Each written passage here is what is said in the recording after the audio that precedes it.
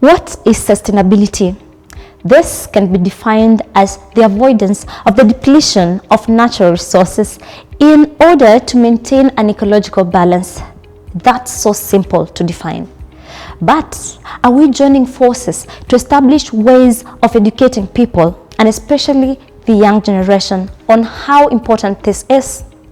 Let me get closer home and let's pick an African country, for instance, Kenya, and specifically our education system. When I was growing up, I was taught about trees, the importance of trees and how to take care of them. This is just an example of our learning system. There was much more in sustainability, which I learned later, and still I wish I grew up knowing or got involved in while at the tender age. Education for sustainable development is key to shaping our development. What about if sustainability skills were incorporated in our subjects? Let's say art, math, or even science. Let me take you through a few points and you will see how important this education is.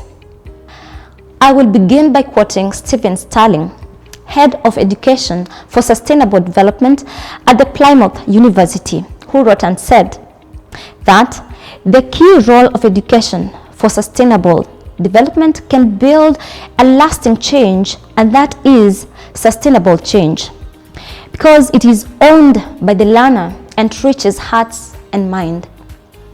Sustainable development is not sustainable on its own unless there is quality information for all those who are involved. And again, there is need to have the will to change after one gets this education. Education for sustainable development promotes the development of the skills, knowledge, values, understanding, and actions necessary for creating a world that is sustainable. This education also enables people to make sound decisions and carry out actions which will be environmentally friendly. There are certain characteristics of education for sustainable development adapted from the UN Decade of Sustainable Development, UNESCO Nairobi Cluster, 2006, and it says that a good education for sustainable development should have the following 7 characteristics. 1. Be embedded in the curriculum in an interdisciplinary and holistic manner, allowing for a whole institution approach to policy making. 2. Share the values and principles that underpin sustainable development. 3. Promote critical thinking, problem solving, and action, all of which develop confidence in addressing the challenges to sustainable development. 4. Employ a variety of educational methods such as literature, art, drama, and debate to illustrate the processes. 5.